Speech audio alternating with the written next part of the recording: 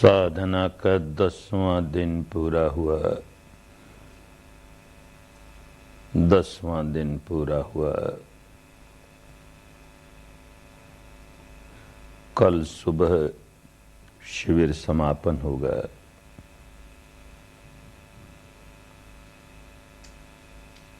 नौ दिनों तक धर्म के बारे में प्रवचन सुने। 10 दिनों तक अभ्यास किया।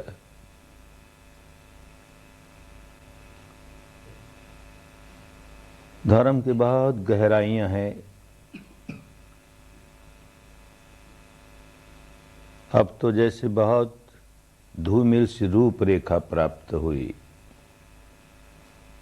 एक नन्हा सा कदम उठाया। बहुत गहराइयों तक की सच्चाइयों का अनुभव करना है, लेकिन आज उनकी चर्चा नहीं करेंगे। थ्योरी और प्रैक्टिस, सिद्धांत और अभ्यास दोनों साथ साथ चलने चाहिए। जितना जितना अभ्यास कर लें उतनी उतनी बात सिद्धांतिक स्तर पर भी समझ लें, अन्यथा बुद्धि विलास का विषय हो जाएगा, वाणी विलास का विषय हो जाएगा, काम की बात नहीं होगी। तो आज शाम की धर्म चर्चा इस काम में लगाएं, इसका उपयोग इस काम के लिए करें कि इन 10 दिनों में यहां आकर क्या सीखा, उसका पुनरावलोकन कर लें। एक बार फिर समझ लें, कहीं किसी बात को लेकर मन में कोई शंका तो नहीं रह गई, कोई संदेह तो नहीं रह गया, कोई बात गलत तरीके से तो नहीं समझ ली गई। ठीक से समझ नहीं पाएंगे धर्म को तो आगे जाकर उसका धारण कैसे करेंगे, उसका पालन कैसे करेंगे। तो आज की शाम यही करेंगे कि इन 10 दिनों में क्या सीखा, क्या सीखा। काम शुरू करते ही 3 रत्नों की शरण ली। बुद्ध की शरण, धर्म की शरण, संघ की शरण। किसी किसी को इसी बात को लेकर कठिनाई खड़ी हो जाती है। हम खूब समझ सकते हैं कठिनाई क्यों खड़ी होती है। घबराहट होती है। धर्म की गंगा है, सबकी है,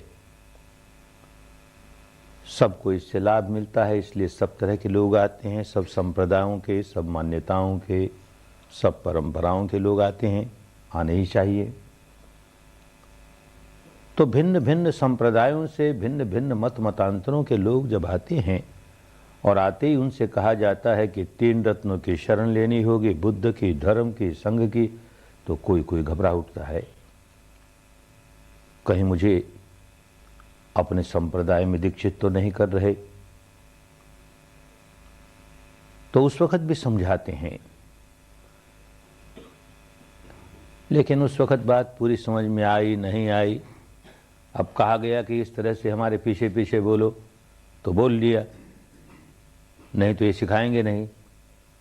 कोई नहीं भी बोला, क्या पता लग गया, इतने लोग बोल रहे हैं मैं नहीं बोलता, इनको क्या पता लगता है, ऐसा भी कोई होगा। तो बात नहीं समझे तब इस तरह की बातें होती हैं। तो एक बार फिर समझ लें कि ये क्या 3 शरण होती है।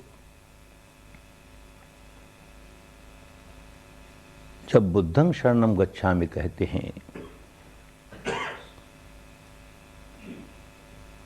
तो गौतम शरणं गच्छामि नहीं कहा, गौतम बुद्ध शरणं गच्छामि भी नहीं कहा, बुद्धं शरण।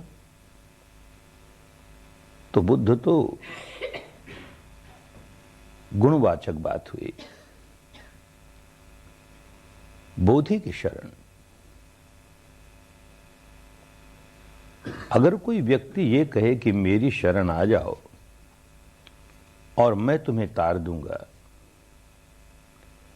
इस भाव से कोई व्यक्ति बुद्ध की शरण लेता हूं, यूं बुद्धं शरणं गच्छामि कहे, तो उस व्यक्ति ने धर्म समझा नहीं। कोई हमें तारने वाला है ही नहीं। इस भ्रम के बाहर निकलना ही धर्म है। जो व्यक्ति सचमुच तर गया, जो नहीं तरा वो तो ऐसी भ्रांति में पड़ा रह सकता है। जो तर गया तो जान गया कि किसी अन्य ने नहीं तारा मुझे, अपने परिश्रम से, पुरुषार्थ से मुझे तरना पड़ा। अपने ही परिश्रम पुरुषार्थ से मुझे अपने विकार निकालने पड़े। तो ऐसा व्यक्ति जब धर्म सिखाएगा तो कहेगा तुम्हें ही किच्चंग आतपं अक्खा तारो तथागत। कोई तथागत हो जाए, वो केवल मार्ग का आख्यात करेगा, दिखाएगा ऐसा मार्ग है, ये मार्ग है, क्योंकि चला है, उस पर चला है, इसीलिए तथागत नाम पड़ा। तथता के सहारे सहारे माने सच्चाई के सहारे सहारे सच्चाई वो जो अपने अनुभव पर उतर रही है, ऐसी सच्चाई के सहारे चलते चलते चलते मुक्त अवस्था पर आ गया तो तथागत कहलाया। ऐसा कोई भी व्यक्ति जो सच्चाई के सहारे चलते चलते मुक्त अवस्था तक पहुंचा है, वो यही बताएगा, कदम कदम सच्चाई के साथ साथ चलते चलो, मुक्त अवस्था पर पहुंच जाओगे। रास्ता बताएगा, चलना तो हर एक को पड़ेगा। तो जो बुद्ध इतने गंभीर शब्दों के साथ कहता है तुम्हें ही किच्चंग आतपं, काम तुम्हें करना पड़ेगा, तपना तुम्हें पड़ेगा। कोई तथागत होगा तो केवल रास्ता बताएगा।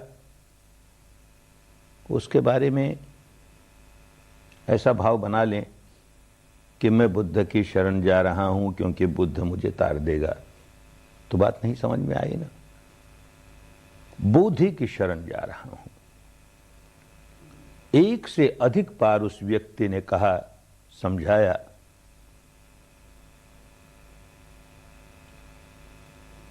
अत्तदीप अत्तदीप बिहरथ अत्तशरणं नान्य शरणं धम्म शरणं नान्य शरणं। कितने स्पष्ट शब्दों में कहता है, अत्तदीपा बिहरत, अपने आप को द्वीप बना करके रहो। अपनी शरण, नान्य शरण, किसी अन्य की शरण नहीं, अपनी शरण। अपनी शरण माने अपने भीतर जो धर्म जगाओ उसकी शरण। धम्मदीप, धम्म का द्वीप बनाओ, अपने भीतर धर्म का द्वीप बनाओ, उसकी शरण ग्रहण करो। न अन्य शरण, किसी अन्य की शरण नहीं, माने किसी व्यक्ति की शरण नहीं। इतने स्पष्ट शब्दों में जो व्यक्ति कहता है अपना द्वीप बनाओ, अपने भीतर धर्म का द्वीप बनाओ। क्या द्वीप होता है? किसी महासागर में कोई यात्रा कर रहा है और बड़ा तूफान आ गया, बड़ी बड़ी लहरें, बहुत बड़ा तूफान।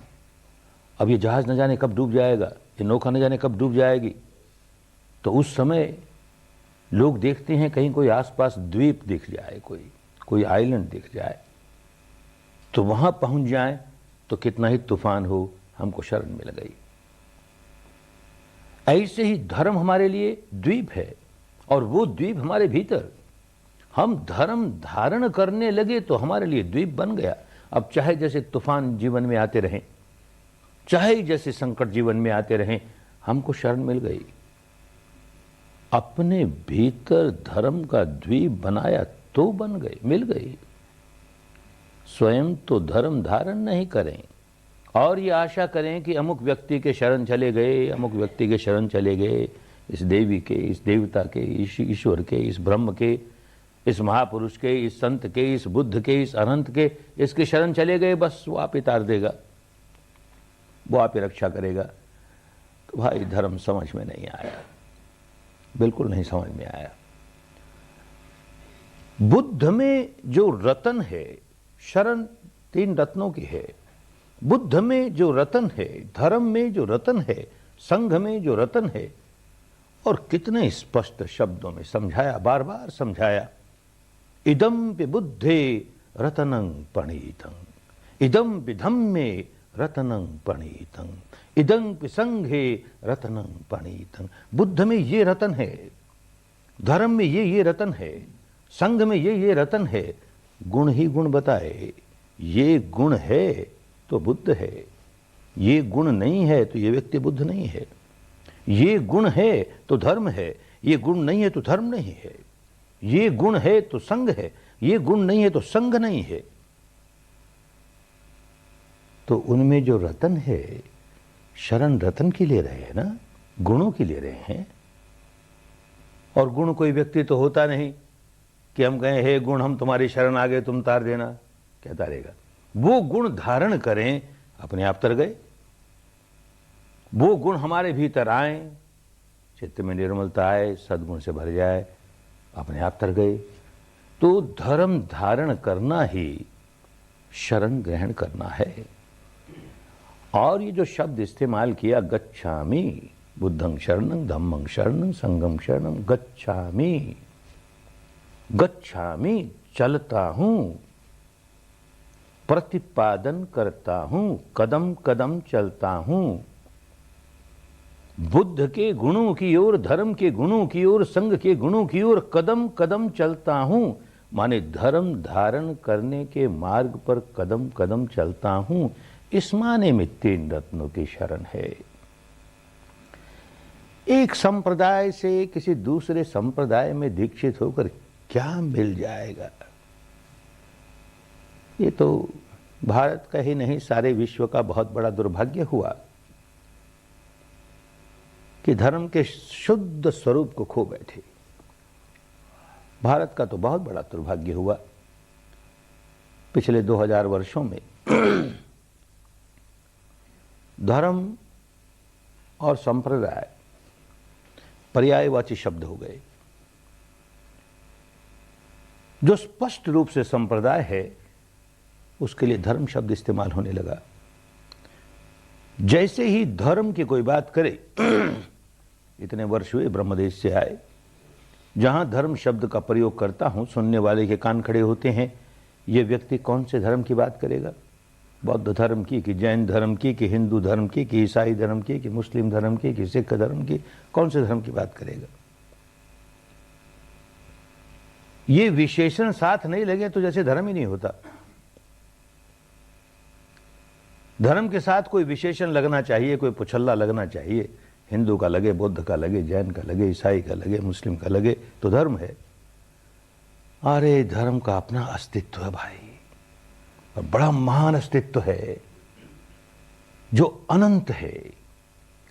ऐसा कुदरत का कानून जिसकी हुकूमत सब पर चलती है, जिस कानून को अणु अणु धारण करता है, जो अणु अणु को धारण करता है, सजीव निर्जीव सब पर जिसकी हुकूमत चलती है, वो रीत, वो विश्व का विधान, भारत में उसे धर्म कहा जाता था। वो हिंदू कैसे होगा, वो बौद्ध कैसे होगा, ईसाई कैसे होगा, जैन कैसे होगा? ये समूह है, कुछ एक लोगों के, ऐसे लोगों का समूह, ऐसे लोगों का समाज, ऐसे लोगों का संप्रदाय, जो एक किसी प्रकार की रीति नीति पालने वाले, पर्व त्योहार मनाने वाले, एक किसी प्रकार का व्रत उपवास करने वाले, एक किसी प्रकार का कोई कर्म कांड करने वाले, एक किसी प्रकार की कोई दार्शनिक मान्यता मानने वाले। तो एक समाज ऐसा, एक समाज ऐसा, एक समाज ऐसा। धर्म से लेन देन नहीं, दूर परे का भी संबंध नहीं। धर्म तो कुदरत का कानून है। जैसे कहें आग का धर्म है जलना और जलाना, तो ये कानून है, नियम है, ये उसका स्वभाव है। धर्म का अर्थ ही भारत में स्वभाव होता था, लक्षण होता था। गुण, धर्म, स्वभाव, लक्षण पर्यायवाची शब्द होते थे भारत में। अग्नि का स्वभाव है जलना और जलाना। अगर उसका स्वभाव जलना और जलाना नहीं हो तो वो अग्नि नहीं, उसे अग्नि कैसे कहेंगे? ऐसे ही बर्फ का स्वभाव है शीतल होना, शीतल करना, तो उसका धर्म है शीतल होना, शीतल करना। वो शीतल ही नहीं होती, शीतल करती नहीं तो बर्फ नहीं, और कुछ होगा। ठीक इसी प्रकार ये कुदरत के बंधे बंधाए नियम जो सब पर लागू होते हैं, विकारों का धर्म है व्याकुल होना, व्याकुल करना। स्वयं व्याकुल होगा, औरों को व्याकुल करेगा। जैसे ही विकार जागा, जिस व्यक्ति में जागा वो व्याकुल हो जाएगा, आसपास के सारे वातावरण को व्याकुल कर देगा। और विकार निकल जाए, निर्विकार हो जाए, तो निर्विकार चित्त का धर्म है, स्वभाव है, बहुत सुख शांति, बहुत सुख शांति अनुभव करेगा, औरों के लिए भी सुख शांति का निर्माण करेगा। ये उसका धर्म है, ये उसका स्वभाव है। इतनी सीधी सी बात धर्म की हुआ करती थी, कैसे उलझा दिया।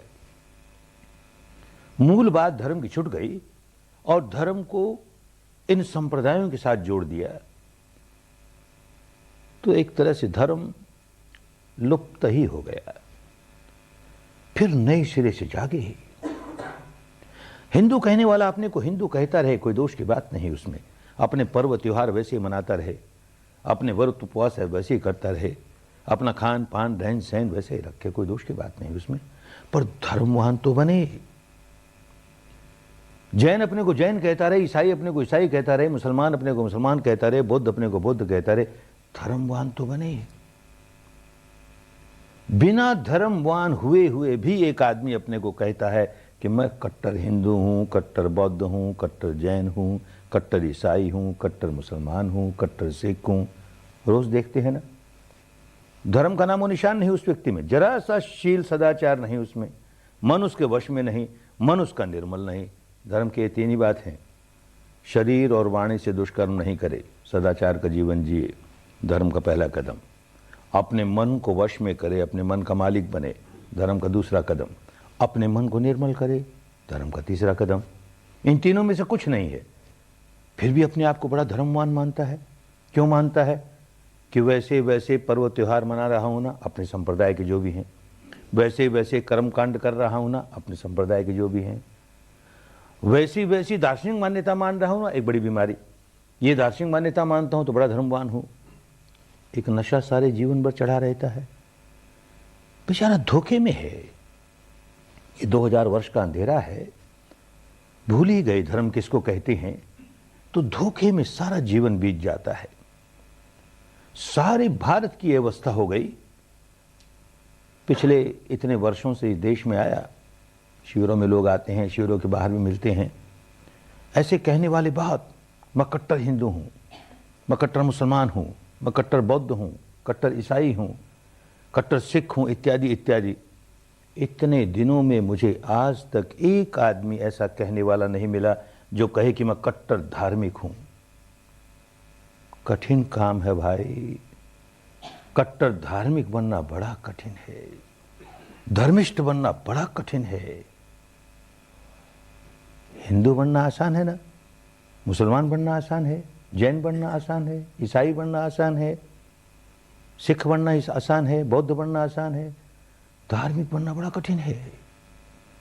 अधर्म सारा दूर करे अपने भीतर से तो कहे मैं धार्मिक हूं, दुराचार सारा दूर हो जाए तो कहे मैं धार्मिक हूं, मन बिल्कुल वश में आ जाए, मन के मालिक हो जाए, मन के गुलाम नहीं रहे तो कहे धार्मिक हूं।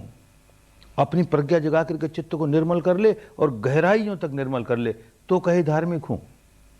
कठिन बात है ना। कल्याण तो उसी से होगा। अपने को धोखे में भले रख ले, जब तक स्वयं धर्म नहीं धारण करेगा तब तक कल्याण होने वाला नहीं है। पुकारे अपने को, चाहे जिस नाम से पुकारे, उसमें कुछ फर्क नहीं पड़ता। क्या पड़ा है इन नामों में? हमें साफ नजर आता है कि ये विपश्यना की बात अब चली, लोग आते हैं शिविरों में, धीरे धीरे समझ में आता है। एक शिविर में पूरी तरह नहीं समझ में आवे, 2 में आएगा, 4 में आएगा, 5 में आएगा, समझ में आने लगेगा, अभ्यास करेंगे और समझ में आने लगेगा।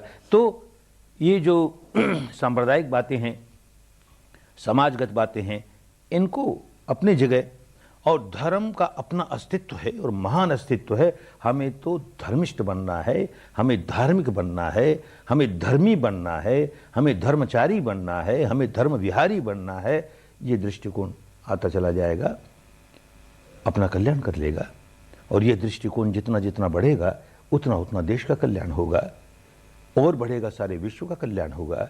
क्योंकि लोग धर्म को, सदाचार को महत्व देना शुरू कर देंगे, चित्त की मलकियत को महत्व देना शुरू कर देंगे, चित्त की निर्मलता को महत्व देना शुरू कर देंगे और उसमें सद्गुण जगाएं, मैत्री, करुणा, सद्भावना, इनको महत्व देना शुरू कर देंगे। बाकी बातें कौन, वो अपनी जगह, लेकिन इससे कोई मतलब नहीं। ये अपने आप में परिपूर्ण है, अपने आप में परिशुद्ध है, ऐसा समझ के इसको महत्व देना शुरू कर देंगे, कल्याण होता चला जाएगा। मनुष्य समाज 2, 4, 500 बरस के बाद हमें साफ नज़र आता है। 2, 4, 500 बरस के बाद हम नहीं चाहते, लेकिन फिर भी ऐसे होने की पूरी आशंका है कि 500 बरस के बाद जैसे आज एक हिंदू धर्म हो गया, बौद्ध धर्म हो गया, ईसाई धर्म हो गया, वैसे एक विपश्ची धर्म बन जाएगा, विपश्यना धर्म। कोई आदमी विपश्यना करे या न करे, क्योंकि उसके माँ बाप अपने आप को विपश्ची कहा करते थे, उसके दादा दादी अपने को विपश्ची कहा करते थे, उसके परदादा परदादी अपने को विपश्ची कहा करते थे, उस घर में जन्मा है ये भी अपने को विपश्ची कहता है। विपश्यना करना बिल्कुल नहीं जानता, करता भी नहीं, फिर भी अपने को विपश्ची कहेगा, तो संप्रदाय बन गया ना। अच्छे संप्रदाय बनते हैं। वो अवस्था जितनी देर से आए उतनी अच्छी, जितने समय तक धर्म अपने शुद्ध रूप में रहे उतना कल्याणकारी। तो जागा है तो खूब अच्छी तरह समझें, इन संप्रदायों से हमें कोई लेन देन नहीं। नाम अपना बौद्ध रख लें कि जैन रख लें कि ईसाई रख लें कि विपश्ची रख लें, कुछ मिलने वाला नहीं उससे। हम धारण क्या कर रहे हैं, मिलेगा उसी से जो धारण कर रहे हैं। अरे नामों में क्या पड़ा है, जन्म का अंधा और माँ बाप ने नाम रख दिया नयन सुख, तो क्या मिल गया उसे, है तो अंधा ही ना, और नाम नयन सुख। जन्म का दुखियारा और नाम रख दिया सदा सुख, काहे का सदा सुख। नामों में पड़ा क्या है। हमारे यहाँ राजस्थान में एक कहावत चलती है कि लक्ष्मी धरा नाम न पीसो न टक्को और विद्या धरा नाम न कक्को न खक्को। क्या हुआ, इन नामों से क्या मिला। गंगा धरा नाम न नहाबो न धोबो और यशोधरा नाम कोई जाने न पूछे। क्या मिल गया इन नामों से। बड़े लंबे लंबे ऊंचे ऊंचे नाम रख लिए। जीवन में उतरना चाहिए ना। कल से अपने आप को धार्मिक कहना शुरू कर दें, मैं कट्टर धार्मिक हूं ऐसा कहने भी लगे, और जीवन में धर्म का नामो निशान नहीं। मिला क्या भाई, खूब अच्छी तरह समझें। धारण करे तो ही धर्म है, धारण करे तो ही उसका लाभ है, अन्यथा लाभ नहीं है। तो शरण हम धर्म के ले रहे हैं, मानो धर्म जीवन में उतरने का काम हम करने लगे, कदम कदम चलने लगे। गच्छामि चल रहा हूं, प्रतिपादन कर रहा हूं। एक एक कदम चलता है, धारण करता है, धारण करता है, यूं करते करते अंतिम लक्ष्य तक पहुंच जाएगा। बस इस समझदारी के साथ। शरण व्यक्ति की नहीं, शरण गुणों की। और शरण गुणों की वो कि जो गुण हमारे भीतर हम जगाएं। फिर भी एक बात और इस संदर्भ में समझ लेनी चाहिए। जो व्यक्ति सचमुच धर्म के रास्ते आगे बढ़ने लगा, सचमुच धर्म में पकने लगा, तो अनेक मापदंड होते हैं मापने के कि ये आदमी सचमुच धर्म में आगे बढ़ने लगा कि नहीं। एक मापदंड ये भी होता है कि जो व्यक्ति सचमुच धर्मवान होने लगा, धर्म में आगे बढ़ने लगा, तो उसके दो गुण उजागर होने लगेंगे। और वो दोनों के दोनों गुण दुर्लभ हैं, सामान्य व्यक्ति में नहीं आते। अच्छा धर्मवान व्यक्ति होगा तो ये दो गुण आएंगे। क्या दो गुण हैं? एक गुण तो ये कि ऐसा व्यक्ति जो धर्म में पुष्ट हो गया, वो बिना बदले में कुछ चाहे हुए लोगों की सेवा करेगा। बदले में कुछ उसे कामना नहीं कि ये मिल जाए, ये मिल जाए। आगे होकर के पहले सेवा करेगा, लोगों का कैसे कल्याण हो जाए, लोगों का कैसे भला हो जाए। रंच मात्र भी उसके मन में ये भाव नहीं होगा कि मुझे क्या मिल रहा है। अरे वाले रुपया पैसा न मिले, अरे कम से कम सम्मान तो मिले, ये लोग सिर तो झुकाए मेरे सामने और मुझे ये तो कहिए बहुत संत है, बहुत महान है। अरे ये भी नहीं कहते, इतनी सेवा करता है लोगों की, अप्रिशिएट ही नहीं करते। हमारी सेवा का कोई अप्रिशिएशन ही नहीं, कोई मूल्यांकन नहीं, कैसे लोग हैं ये। तो समझना चाहिए अभी धर्म नहीं आया इस आदमी में, बहुत कच्चा है। जहां जहां बदले में कुछ चाह है, वहां वहां ये एक दूषण है। जैसे दान देता है और दान देने में बदले में कुछ चाह है, चाहे प्रसिद्धि की चाह है, दूषित हो गया दान। किसी से प्यार करता है और बदले में कुछ चाह है, दूषित हो गया। ऐसी सेवा करता है और बदले में कुछ चाह है, दूषित हो गई सेवा, शुद्ध नहीं है, धर्म की बात नहीं है। तो ये गुण जिस व्यक्ति में आने लगा, ये एक प्रतीक है इस बात का कि ये व्यक्ति धर्म में पकने लगा। दूसरा एक गुण कि स्वयं तो किसी की सेवा करे, किसी की सहायता करे तो बदले में कुछ नहीं चाहे, लेकिन अन्य कोई व्यक्ति मेरी सेवा करे तो कृतज्ञता से भर जाए मन। अरे प्राप्त हुआ मुझे इससे, ये प्राप्त हुआ। किसी से मुट्ठी भर अनाज भी मिल जाए खाने के लिए, मन कृतज्ञता से भर जाए, मुझे इससे ये प्राप्त हुआ। जैसे जैसे धर्म में पकता चला जाएगा, ये दूसरा गुण कृतज्ञता का गुण जागेगा ही। पुरानी भाषा में कहते थे कतन्यता, कृतज्ञता। ये मापदंड है जिससे मापा जाता है कि आदमी धर्मवान हो रहा है कि नहीं। तो शरण गौतम, सिद्धार्थ गौतम नामक व्यक्ति की कदापि नहीं, लेकिन जैसे जैसे धर्म में पकता जाएगा, सिद्धार्थ गौतम नाम के बुद्ध के प्रति, व्यक्ति के प्रति मन में कृतज्ञता का भाव तो जागेगा ही, जागेगा ही। अरे ये इतनी कल्याणकारी विद्या, चित्त को गहराइयों तक वैज्ञानिक ढंग से निर्मल कर देने वाली विद्या, भारत से नहीं सारे विश्व से लुप्त हो गई थी ना। कितनी मेहनत करके इस व्यक्ति ने उसे खोज निकाला। अच्छा भाई, खोज निकाला और उससे केवल अपना कल्याण करके रह जाता, स्वयं मुक्त हो गया, चित्त निर्मल हो गया और किसी की सेवा नहीं करता, तो उसी के साथ ही जागी हुई विद्या खत्म हो जाती। लेकिन जब ये विद्या जागी, मुक्त हुआ, तो कितनी करुणा जागी, कितनी करुणा जागी। अरे इस संसार के सारे लोग दुखियारे हैं, ये विद्या मुझे प्राप्त हुई, खोई हुई विद्या मुझे प्राप्त हुई, बांटू लोगों को। बांट तो बांटता गया, बांटता गया, और जिन जिन लोगों को तैयार किया उनको भी कहता बांटो। चरथ भिक्खवे चारिकं बहुजन हिताय बहुजन सुखाय लोकानुकंपाय। लोगों पर अनुकंपा करके, उनके भले के लिए, उनके सुख के लिए, अपने लिए नहीं। ये पहला नियम होता है बांटने वाले का, अपने लिए कुछ चाहना नहीं। लोक कल्याण कैसे हो, अधिक से अधिक लोगों का भला कैसे हो जाए, अधिक से अधिक दुखियारे लोग अपने दुखों के बाहर कैसे निकल आए, इस अनुकंपा के साथ, इस करुणा के साथ बांटो, बांटो और लगे बांटने। लोग नहीं ऐसा करता तो हमें कैसे प्राप्त होती भाई? प्राप्त हुई ना।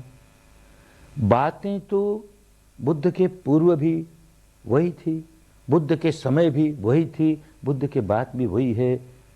अपने चित्त को निर्मल करो, विकारों से मुक्त करो, वीतराग बनो, विद्वेष बनो, वीत मोह बनो, स्थित प्रज्ञ बनो, अनासक्त बनो, जीवन मुक्त बनो। ये बातें नहीं समाप्त होती, ये कायम रहती है। समाप्त विद्या हो जाती है, विद्या समाप्त हो जाती है। अपने अनुभव की बात करूं, बहुत कट्टर हिंदू सनातनी घर में जन्मा, तो ये सारी सैद्धांतिक बातें तो बचपन से पढ़ता आया। गीता पढ़ी, बड़ी गहराई से पढ़े, अपनी जान जितनी बुद्धि थी, जितनी समझ थी, उपनिषद पढ़े, और ये सारी बातें धर्म की, धर्म ही धर्म की बातें। कैसे अनासक्त हो जाओ, कैसे प्रज्ञा में स्थित हो जाओ, कैसे जीवन मुक्त हो जाओ, वीतराग बन जाओ, विद्वेष बन जाओ। यही स्थित प्रज्ञता है। पाठ करते थे रोज, स्थित प्रज्ञस्य का भाषा और उसका क्या सारे गुण होते हैं उसका पाठ करते थे, खूब समझते भी थे बुद्धि से। कैसे हो जाए ये बताने वाला नहीं, कौन बताए? क्योंकि कैसे हो जाए ये विद्या ही लुप्त हो गई देश से। बुद्धि के स्तर पर चिंतन करके कोई व्यक्ति स्थित प्रज्ञ बन जाए, बुद्धि के स्तर पर चिंतन करके कोई व्यक्ति वीतराग हो जाए, असंभव बात है। मानस का ऊपरी ऊपरी हिस्सा भले प्रज्ञा में आ जाएगा, ऊपरी ऊपरी हिस्सा निर्मल भी हो जाएगा, ऊपरी ऊपरी हिस्सा वीतराग भी हो जाएगा, पर इतना बड़ा बाकी मानस वैसे राग रंजित है, वैसे द्वेष दूषित है, वैसे मोह विमूढ़ित है, तो जीवन तो विकारों से भरा पड़ा है, छुटकारा होता नहीं। तो इस बात की तड़प थी कि ये सारी सैद्धांतिक बातें धर्म की बड़ी अच्छी हैं, पर मुझ में तो नहीं आ रही, मुझ में तो नहीं आ रही। पहले ही शिविर में अपने गुरुदेव के पास गया तो गया जरा हिचक के साथ, ये बौद्धों का है, ये बौद्धों का, बौद्धों का है, बौद्धों का, क्योंकि मैंने अपने सांप्रदायिक रंग के चश्मे लगा रखे हैं। स्वयं संप्रदायवादी हूं तो सब संप्रदायवादी लगते हैं मुझे। वो खूब समझाते हैं कि संप्रदाय से लेन देन नहीं, मैं शुद्ध धर्म सिखाता हूं, लेकिन मेरी आंखों पर तो संप्रदाय का चश्मा लगा है ना, मुझको लगता है ये भी संप्रदाय है, ये इनका संप्रदाय है। लेकिन 2 दिन बीते, 4 दिन बीते, 5 दिन बीते, एक एक दिन जो बीतता जा रहा है, मन इस कदर गदगद हो गया, अरे कहीं नहीं मिली ये विद्या की जो करना सिखाए। उपदेश तो सारी जगह थे, उपदेश तो सारे मैंने न जाने कितने सुने, और स्वयं न जाने कितने उपदेश लोगों को देता था उन दिनों। ये गीता का पाठ, ये उपनिषद की व्याख्या, ये उसकी व्याख्या, न जाने कितना बुद्धि विलास, कितना वाणी विलास चलता था, जीवन में नहीं आया। तो संताप भी था कि जीवन में क्यों नहीं आ रहा। अरे ये व्यक्ति, इसने जीवन में उतारने की विद्या दे दी। तो कृतज्ञता के मारे मन इतना विभोर हो गया, जीवन में उतारने की विद्या दे देना। कोई बड़ी अच्छी अच्छी मिठाइयों का वर्णन बार बार सुनाए हमें और मुंह में पानी आए, ऐसी मिठाई तो खानी चाहिए। बार बार उसकी व्याख्या सुनिए, ऐसी मिठाई, ऐसी मिठाई, और कोई हमें सचमुच खिला दे मिठाई, तो दोनों में से किसका उपकार माने भाई? सारे जीवन भर तो मिठाई का वर्णन ही सुनते रह गए ना, धर्म का वर्णन ही सुनते रह गए ना, मुक्त अवस्था का वर्णन ही सुनते रह गए ना। मिठाई का वर्णन था, जिस व्यक्ति ने मिठाई जबान पर रख दी, देख, चख के देख, है ना, करके देख, अरे उपकार तो उसका मानना ही पड़ेगा।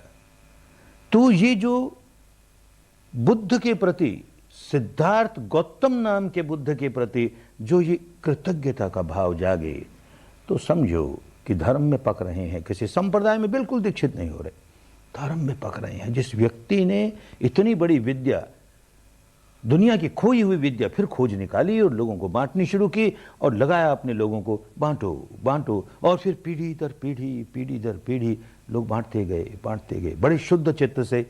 400-500 वर्ष तक इस देश में शुद्ध रूप में रही, पड़ोस देशों में गई, वहां कुछ दिनों शुद्ध रूप में रही, समाप्त हो गई। एक पड़ोसी देश ने संभाल के रखा, भले थोड़े से लोगों ने संभाल के रखा, बाकी सब तो उसी तरह कर्म कांडों में पड़े, सांप्रदायिक मान्यताओं में पड़े, भिन्न भिन्न जंजालों में पड़े। नहीं कह सकते कि वो बुद्ध की शुद्ध शिक्षा को मानने वाले हैं, नहीं मानने वाले, लेकिन थोड़े से लोग, बहुत थोड़े से लोग, एक पीढ़ी से दूसरी पीढ़ी, दूसरी पीढ़ी से तीसरी पीढ़ी, शुद्ध रूप में इस विद्या को कायम रखा। तो मन बड़ा कृतज्ञता से भरता है। ये लोग शुद्ध रूप में नहीं कायम रखते तो मुझे कैसे प्राप्त होता? कृतज्ञता का भाव जागता है। अरे यूं लगता है जैसे बुद्ध ने मेरे लिए ही ये विद्या ढूंढ निकाली, मुझे प्राप्त हुई, मेरा कल्याण हो गया। और ये गुरु शिष्य परंपरा द्वारा इन लोगों ने शुद्ध रूप में रखी, मेरे लिए ही रखी, मुझे प्राप्त हुई, मेरा कल्याण हो गया। अरे इस प्रकार कितनों का कल्याण हो रहा है, तो कृतज्ञता से मन भरता है। ये सद्गुण जरा सा भी नहीं आए तो अभी कच्चा है, बढ़ेगा, धीरे धीरे समय लगेगा। क्या करें, संप्रदाय के लेप इतने कड़े होते हैं, टूटने में समय लगता है। दार्शनिक मान्यताओं के लेप इतने कड़े होते हैं, टूटने में समय लगता है। बड़ा दुख होता है, करुणा आती है। एक भाई जो 10 नहीं, 20 नहीं, 25-30 शिविर ले लिया और हमें आके कहता है, गोइनका जी आप क्या ले आए? ये रतन ले आए। ऐसी साधना भारत में क्या दुनिया में कहीं नहीं। आप ले आए, बहुत कल्याण किया। मैं सारे जीवन भर यही साधना करूंगा क्योंकि इससे बहुत लाभ मिलता है। साधना यही करूंगा, लेकिन गोयनका जी धर्म अपना ही पालन करूंगा। हम उसके मुंह की ओर देखें, ये धर्म क्या पालन करेगा और क्या धर्म? शील पालन करना धर्म नहीं है उसके लिए, समाधि का अभ्यास करना धर्म नहीं है उसके लिए, प्रज्ञा द्वारा अपने चित्त को नितांत निर्मल करके वीतराग बन जाना उसके लिए धर्म नहीं है। वो तो साधना है। कोई हल्की सी बात है, उसका लाभ होता है अपना, इसलिए करते हैं, उसको करेंगे। पर बड़ी बात तो वो है कि मैं अपना धर्म पालन करूँ, वो नहीं छोड़ता। तो करुणा का पात्र है ना, दया का पात्र है बेचारा, समझा नहीं क्या धर्म पालन करेगा। माने अपने संप्रदाय की कोई कर्मकांड है, कोई व्रत उपवास है, अपने संप्रदाय की कोई दार्शनिक मान्यता है, वो जरूर, बस वही धर्म है। और ये तो है, कोई साधना है, ये ठीक है। कहां डूब गया धर्म? देश की क्या हालत हो गई। धर्म का अपना इतना बड़ा महान अस्तित्व उसे खो बैठे, और सांप्रदायिक बात इतनी अच्छी लगने लगी, इतनी गहरी आसक्ति होगी उसके प्रति। समय लगता है, हम भी समझते हैं। बहुत से बड़े भाग्यवान लोग होते हैं, पुण्यवान लोग होते हैं, एक दो शिविर में बात समझ में आ जाती है तो वो कोई संप्रदायवादियों से घृणा नहीं करते, प्यार करते हैं, उनके प्रति करुणा जगाते हैं, द्वेष नहीं करते। लेकिन बात समझ में आ गई कि ये संप्रदाय है, दुनियादारी के लिए इस तरह की बातें चलती हैं, करें, वो अपनी जगह। लेकिन धर्म शुद्ध तो ये है कि मैं शीलवान कैसे बन जाऊं, मेरे सदाचार में, शील में जरा सा खोट न रह जाए, मेरी समाधि कैसे सम्यक हो जाए, पुष्ट हो जाए, शुद्ध हो जाए, मेरी प्रज्ञा कैसे जागृत हो जाए तो चित्त के विकार गहराइयों तक निकाल दूं।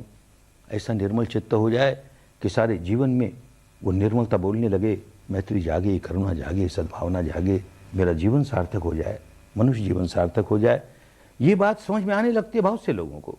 ये सारे लोग जो शिविरों में आते हैं वो इस तरह का कहने वाले आते हों कि साधना तो आपकी करेंगे लेकिन धर्म अपना पालन करेंगे, ऐसे सब कहने वाले नहीं आते। तो उदाहरण दिया कि किस तरह से उलझे हुए लोग हैं और कैसे समय लगता है निकलने में। तो ये दो बात बड़ी अच्छी तरह समझ लेनी चाहिए कि शरण किसी व्यक्ति की नहीं, व्यक्ति की शरण होगी तो संप्रदाय में चलेगी, फिर तो संप्रदाय ही संप्रदाय है, समझ लेना चाहिए। गुणों की शरण है तो सार्वजनिक बात है, गुण सबके होते हैं। अपने को हिंदू कहने वाला भी ऐसा गुण धारण करने वाला हो सकता है, अपने को मुसलमान कहने वाला भी, जैन कहने वाला भी, ईसाई कहने वाला भी ऐसे ही गुण धारण करने वाला हो सकता है, और अपने को हिंदू, बौद्ध, जैन, ईसाई कहने वाला ऐसे गुणों से वंचित भी हो सकता है, बिल्कुल नहीं, नाम ही नहीं है उसमें। तो गुणों की महत्ता है और मैं गुणों की शरण जा रहा हूं। वैसा व्यक्ति संप्रदाय में नहीं बंध रहा, वो शुद्ध धर्म के रास्ते चलने लगा। ये बात बहुत अच्छी तरह समझ करके ये तीन रत्नों की शरण ली। आगे भी कभी कुछ शंका है तो खूब अच्छी तरह समझना चाहिए, हम किसी संप्रदाय में नहीं बंध रहे, हम गुणों की शुद्ध धर्म की शरण है, और वो धारण करने पर ही वो हमारे लिए द्वीप बनेगा, हमें शरण देगा, और कोई शरण देने वाला नहीं है, अन्य शरण, कोई अन्य शरण नहीं है। ये बात बहुत अच्छी तरह समझ में आने लगेगी। फिर क्या काम शुरू किया? 5 शील लिए। ये 5 शील धर्म की आधारशिलाएं हैं। बहुत तरह की साधनाएं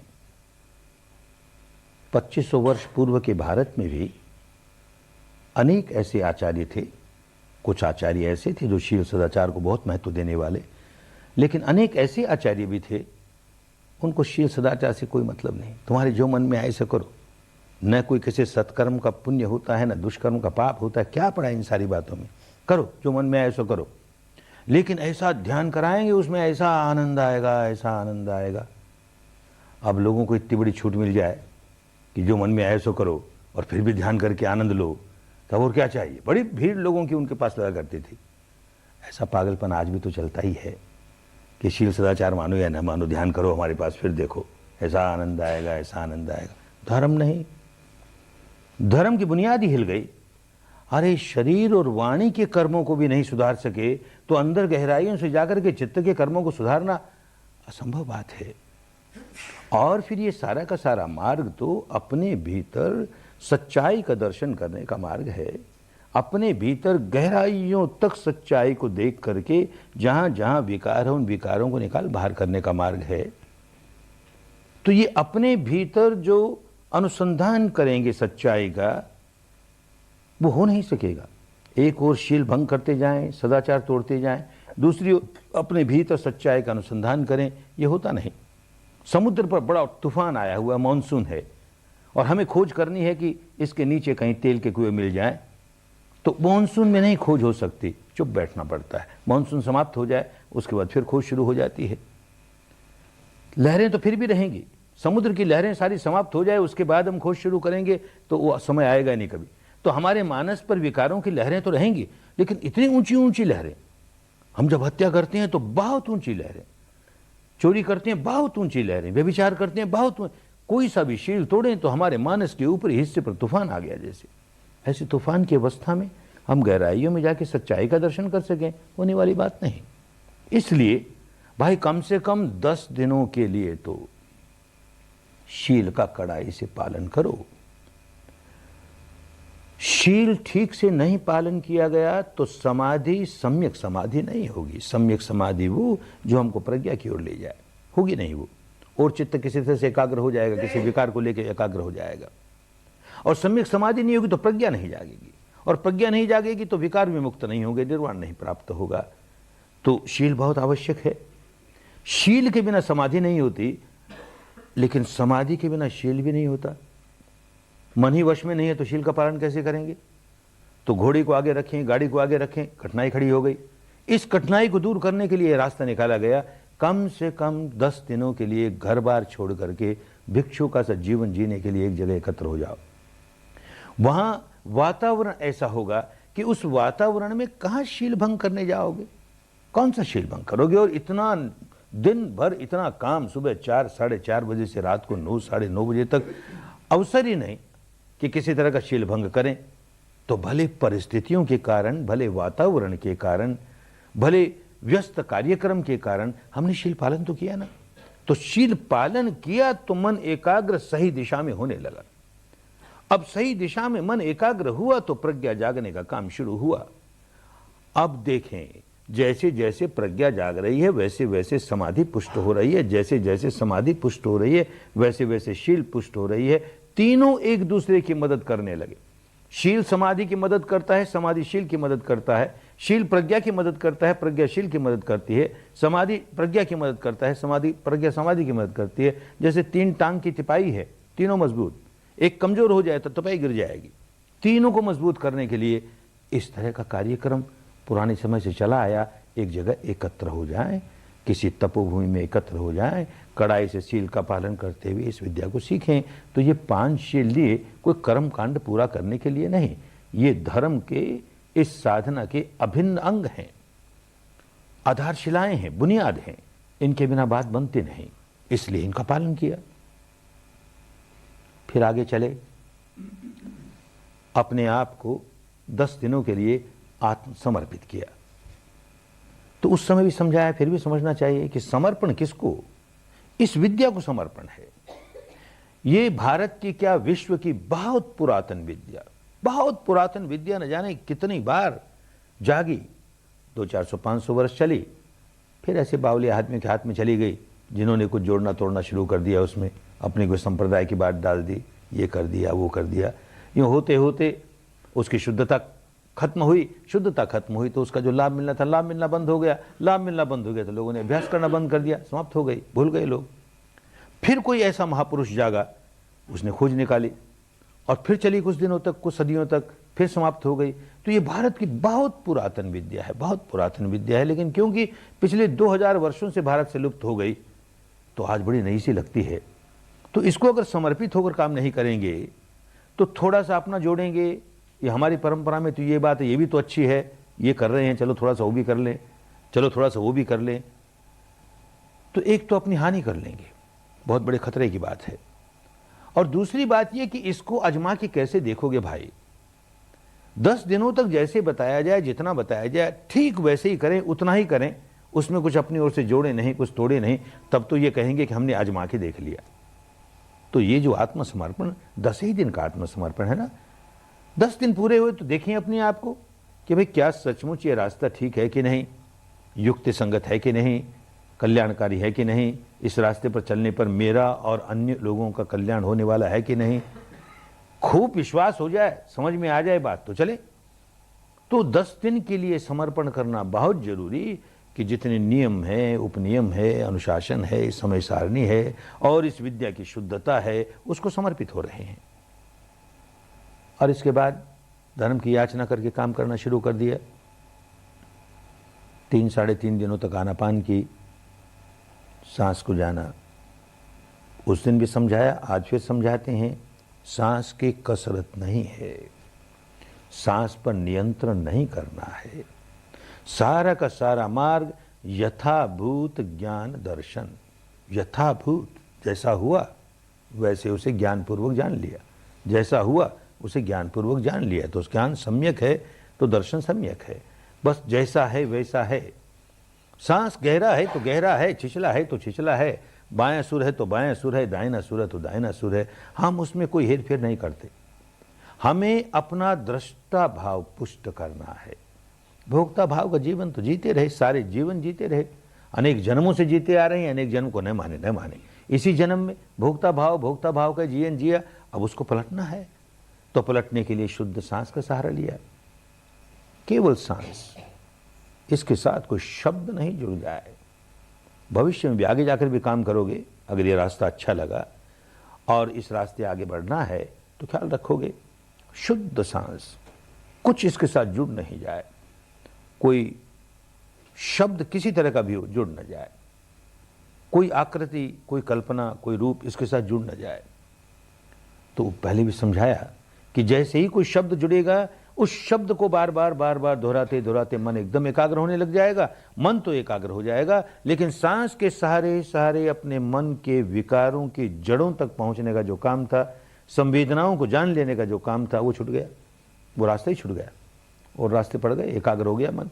मन एकाग्र कर लेना हमारा लक्ष्य नहीं है, मन एकाग्र करना हमारे लिए लाभदायक है, इसमें कोई संदेह नहीं, लेकिन मन एकाग्र करके हमारी प्रज्ञा जगानी है, मन के विकारों को दूर करना है, मन को निर्विकार बनाना है, वो अवस्था नहीं प्राप्त होती है।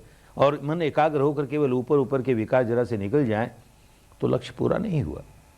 वीतराग वो जो जड़ों तक राग निकाल दे, उसका नामो निशान नहीं रहे, तो वो अवस्था तक पहुंचना हमें। तो सांस के साथ कुछ भी जोड़ देंगे, एकदम गाड़ी रुक जाएगी कहीं ना कहीं जाकर के। बार बार दोहराते दोहराते दोहराते एक संप्रदाय में बंधेंगे, वो तो है ही, कौन सा नाम लेंगे, किसी देवी का, देवता का, ईश्वर का, ब्रह्म का, जो अमुक संप्रदाय के साथ संबंधित है, अमुक से संबंधित है, उस मारे उलझेंगे, वो तो खतरा है ही। अच्छा, वो नए भी हो और कहे कि हम किसी संप्रदाय का नाम नहीं लेंगे पर शब्द जरूर जोड़ेंगे, भीतर सांस आया तो कहेंगे आया, बाहर गया तो कहेंगे गया, आया गया, आया गया, क्योंकि बार बार शब्द मनी मन उच्चारण कर रहा है तो मन एकाग्र करना आसान हो गया। खतरा है ये जो आया गया करने लगोगे तो फिर सांस आए या नहीं आए तो भी आया कहोगे, सांस गया कि नहीं गया तो भी गया कहोगे, वो मंत्र बन गया। बार बार दोहराओगे आया गया आया गया आया गया, चित्त एकाग्र हो जाएगा, सांस को भूल जाओगे, काम की बात नहीं हुई। तो कोई शब्द जुड़ने ना पाए, इसी तरह से कोई रूप, कोई आकृति जुड़ने ना पाए, नहीं तो वो प्रमुख हो जाएगा और सांस को जानना कमजोर पड़ जाएगा।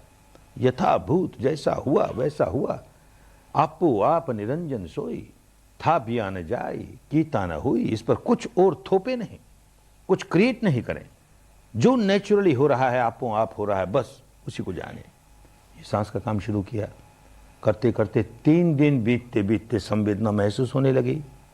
अगर कोई शब्द जोड़ देते इसके साथ, ये संवेदना नहीं महसूस होती, इस प्रकार स्पष्ट नहीं मालूम होती। इसके साथ कोई रूप, कोई आकृति, कोई रंग, कोई रोशनी जोड़ देते, ये संवेदना नहीं महसूस होती, आगे का रास्ता बंद हो जाता। अब ये संवेदना महसूस हुई, यही किसी बुद्ध की बोधि होती है। ये बात प्रज्ञा में कदम रखते ही समझ लेनी चाहिए। कोई व्यक्ति बुद्ध बना कि नहीं बना, कैसे मापें? जितने इंद्रियों के विषय हैं, इन इंद्रियों के विषय से अपने आप को बचाओ। ये बात तो कायम रहती है, कोई बुद्ध हो या न हो, क्या फर्क पड़ता है। कभी किसी बुद्ध ने ये बात कही होगी, किसी अरहंत ने ये बात कही होगी, तो ये शब्द तो छनते हुए आते हैं, सारे वंश से, वंश परंपरागत से समाज में चले आ रहे हैं। राग मत करो, द्वेष मत करो, ये इंद्रियों के विषय बड़े खतरनाक हैं, इनसे बचो, इनके प्रति अच्छा मान के राग मत करो, इनके प्रति बुरा मान के द्वेष मत करो। यही बात अगर कोई आदमी कहता है मैं बुद्ध बन गया और मैं सिखाता हूं, तो क्या फर्क पड़ा भाई? तो क्या बुद्ध बन गए? तुम सुनते ही आ रहे थे ना, तुम्हें क्या सिखाया? इंद्रियों के जो विषय हैं बाहर बाहर के, शब्द हैं, रूप है, गंध है, रस है, स्पर्श है, मन का चिंतन है, ऊपर ऊपर से हमें लगता है कि मेरे मन में जो राग जागा वो इन आलंबनों पर जागा, रूप पर, रंग पर, रोशनी पर, शब्द पर, इत्यादि इत्यादि पर। अच्छा लगा तो राग जागा, बुरा लगा तो द्वेष जागा। ये सच्चाई है, पर ऊपरी ऊपरी सच्चाई है। जब बोधि जाग जाए तो बोधि कैसे जाग जाए? भीतर से सच्चाई का अनुसंधान करते करते ना बुद्ध बना। सच्चाई का अनुसंधान करते करते समझ गया, अरे नहीं नहीं, ये 6 इंद्रियां तो हैं, और 6 इंद्रियों के अपने अपने विषय भी हैं। षडायतन, उन दिनों की भाषा में कहा 6 आयतन, 6 दरवाजे, 6 खिड़कियां, और उनके अपने अपने विषय। लेकिन उनसे विकार नहीं जागा। विकार कब जागा? षडायतन पच्चया फस, उन 6 इंद्रियों पर 6 विषय आकर टकराए, स्पर्श हुआ, और फस पच्चया वेदना, और उससे वेदना जागी। मूल्यांकन हुआ उसका, अच्छा है बुरा है, अच्छा है बुरा है, तो जो वेदना जागी वो सुखद जागी या दुखद जागी, तो वेदना पच्चया तणहा। ये किसी बुद्ध की बोधि होती है कि जो विकार जागा वो इन संवेदनाओं पर जागा। शरीर पर संवेदना हुई, और क्योंकि मूल्यांकन बाहर के विषय का ये कर दिया गया बहुत अच्छा, तो संवेदना बड़ी प्रिय हुई, और मूल्यांकन कर दिया गया बहुत बुरा, तो ये वेदना बड़ी अप्रिय हुई। प्रिय हुई तो राग जगाया, अप्रिय हुई तो द्वेष जगाया, तो टुकड़े कर करके सारी सच्चाई को जान गया। तो अब कहां काम किया उसने? संवेदनाओं पर काम किया। तो संवेदना नहीं जागे जिस व्यक्ति की, और कहे मैं राग निकाल रहा हूं, मैं द्वेष निकाल रहा हूं, मैं मोह निकाल रहा हूं, ऊपर ऊपर के चित्त का, बुद्धि के स्तर का निकाल रहा है, लाभ भी होता है उससे, जड़ों तक नहीं पहुंच पाया। ये हमारा जो अंतर मन है, जिसको अनकॉन्शियस माइंड कहें, अचेतन चित्त कहें, अर्धचेतन चित्त कहें, वो प्रतिक्षण हमारी संवेदनाओं के साथ जुड़ा रहता है। रात दिन 24 घंटे उसका यही काम है, इन संवेदनाओं को महसूस करो, और अच्छे लगे तो राग पैदा करो, बुरे लगे द्वेष पैदा करो। ये जन्म जन्मांतरों से उसका स्वभाव है। जब तक वो स्वभाव नहीं टूटेगा तो जड़ें नहीं सुधरेंगी ना। ऊपर ऊपर से अपने को 1000 सुधारते रहें। रात को बड़ी गहरी नींद में सोया है, मच्छर ने काटा, ऊपर के चित्त को कुछ नहीं मालूम, ये भीतर वाली अंतर्मन को तुरंत मालूम हो गया, मच्छर काटती, दुखद संवेदना हुई, मच्छर उड़ाता है, फिर भी संवेदना चल रही है, खुजलाता है। ऐसे रात भर न जाने कितनी बार मच्छर काटते हैं। सुबह कोई पूछे कितनी बार मच्छर काटे रे, पता ही नहीं ना। सोया है ना, कौन सोया है? कॉन्शियस माइंड सोया है।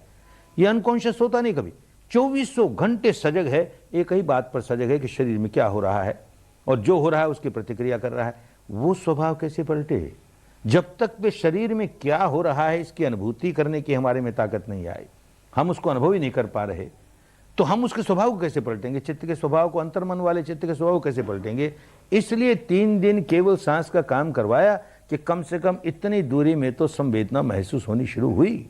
ये शरीर पर होने वाली संवेदना सारे शरीर में जिस दिन महसूस होनी शुरू हो गई, उस दिन प्रज्ञा जोरों से जागने लगी।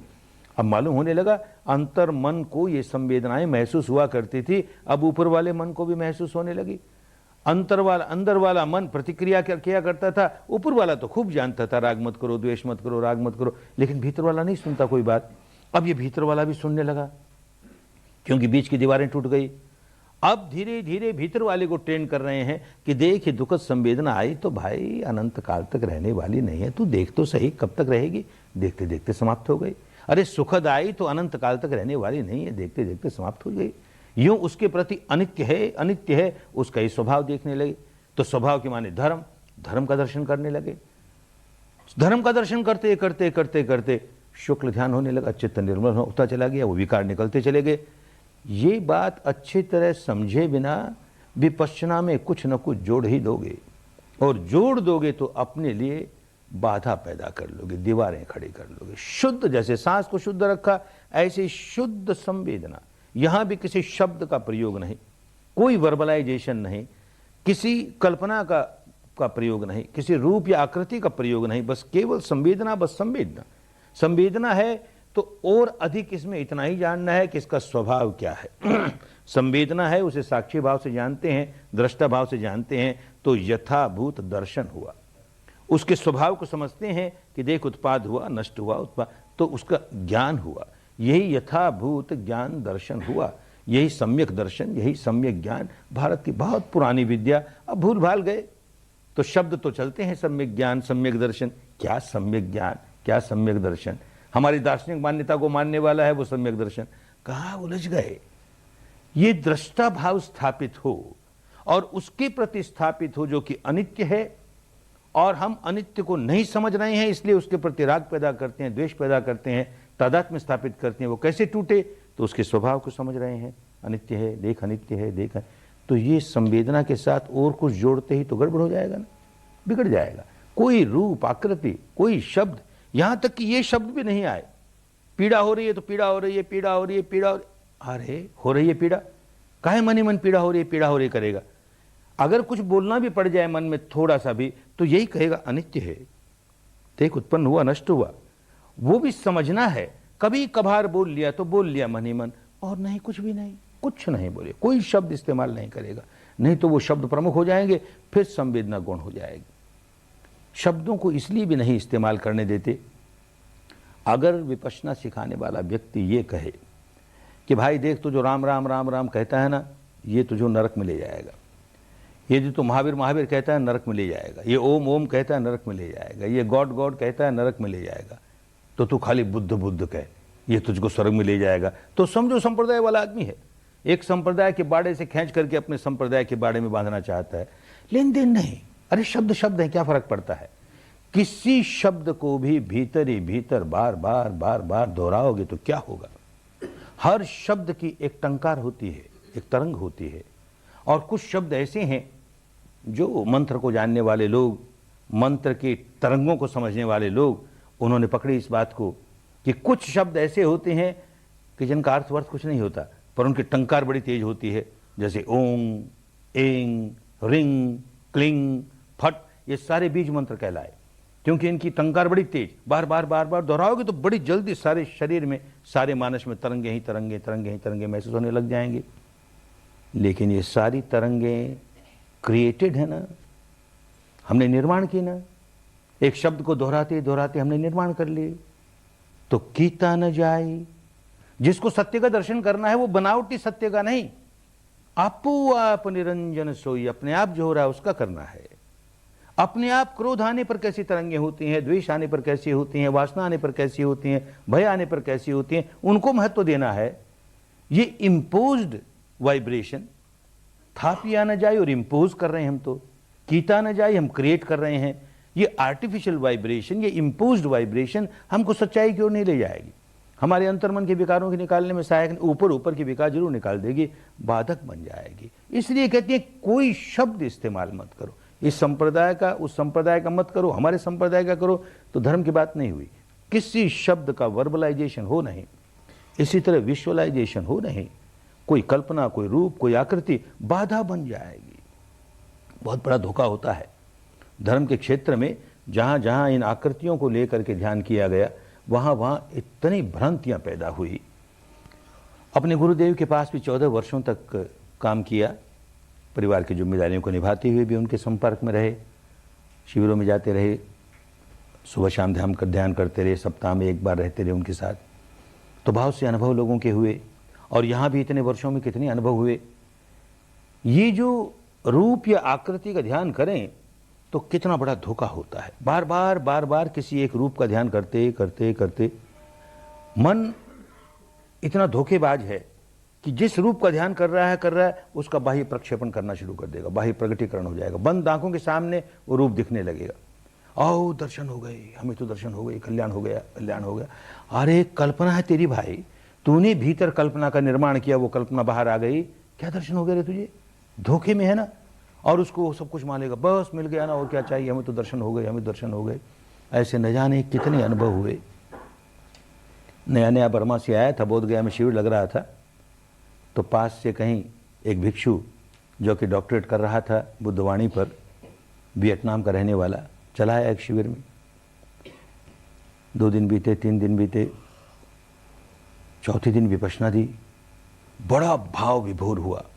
बुद्धवाणी में रोज पढ़ता है, उपादवय धम्मिनो, उपादवय धम्मिनो, उदय व्यय उदय व्यय। अरे ये उदय व्यय पुस्तकों का उदय व्यय हमने तो कभी देखा नहीं आज तक, पहली बार देखा। सारा शरीर केवल उदय व्यय उदय व्यय।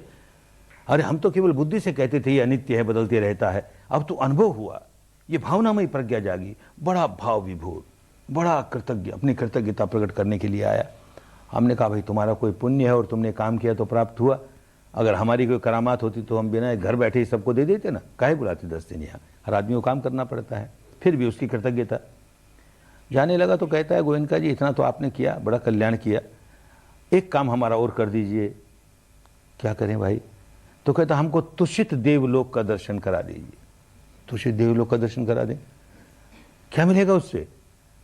और भाई हमको तो तुषित देवलोक का दर्शन खुद भी नहीं किया, तुमको कैसे करा दें? हमको तो हमारे गुरु ने विद्या सिखाई, वो विद्या हमारे लिए कल्याणकारी, हम तुमको बांट रहे हैं। नहीं गोयनका जी आप बड़े सामर्थ्य हैं, आप करा सकते हैं, हमारी एक कामना ये तो आप पूरी कीजिए। आप नहीं होगा भाई, हमसे नहीं होगा, हम तो ये विद्या जानते हैं, ये करो, चुपचाप 10 दिन यही काम करो और कुछ नहीं।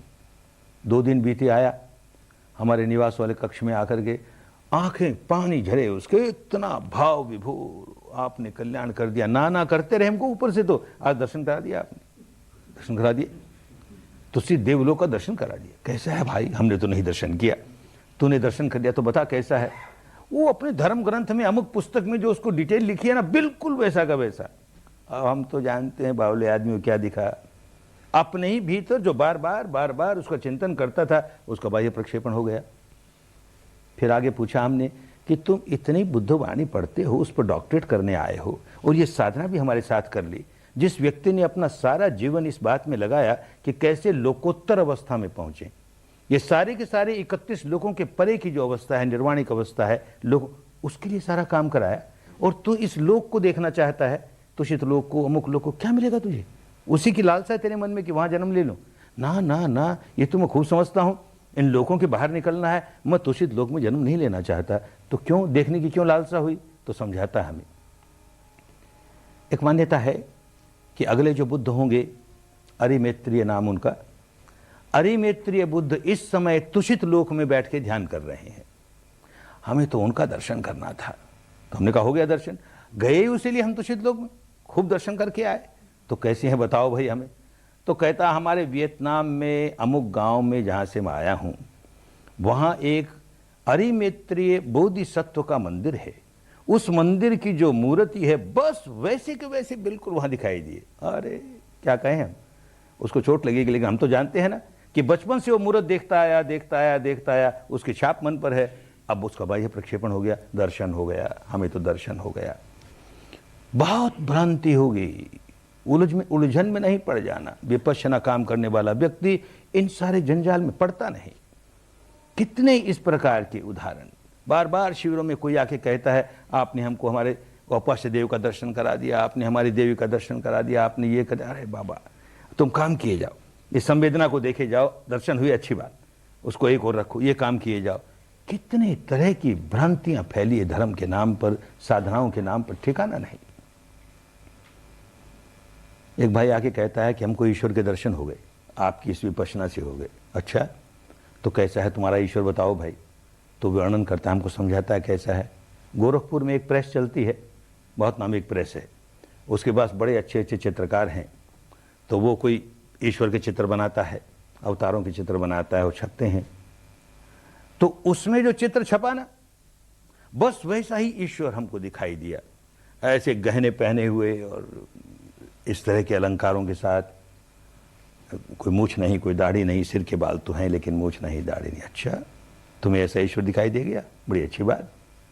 हमारे पास कोई पश्चिम देश का व्यक्ति आता है, वो भी कभी कहता है हमको ईश्वर के दर्शन हो गए। हो गए? कैसा हुआ भाई? तो उनके यहाँ ईश्वर की मान्यता ऐसी कि कोई बूढ़ा सा आदमी है, बड़ी लंबी लंबी सफ़ेद दाढ़ी है, सफ़ेद मूछ है और सफ़ेद बाल हैं और लंबा सा सफ़ेद चोंगा पहने हुए है, ऐसे ईश्वर का दर्शन हो गया। अरे तो ईश्वर अगर वही होता तो सबको एक जैसे दर्शन होते ना। तेरे मन पर क्या छाप है ईश्वर के नाम पर, वो बाहर आई ना। क्या किया तूने? ऐसे ही कोई आता, हमको तो इस 10 दिन के साधना में आत्मा के दर्शन हो गए। अच्छी बात, कैसी आत्मा के दर्शन हुए?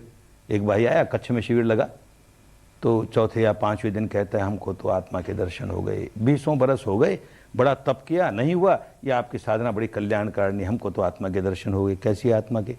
तो कहता जितना बड़ा मेरा शरीर उतनी बड़ी आत्मा मेरे सामने आके बैठ गई, हमने देख लिया।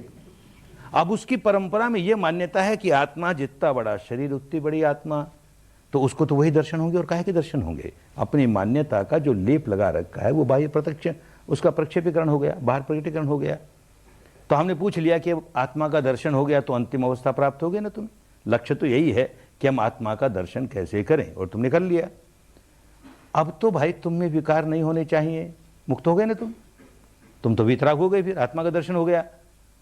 तो बेचारे का मुंह लटक गया, कहते हैं विकार तो अभी भी है, विकार तो है, तब कहाँ आत्मा का दर्शन हुआ तुम्हें?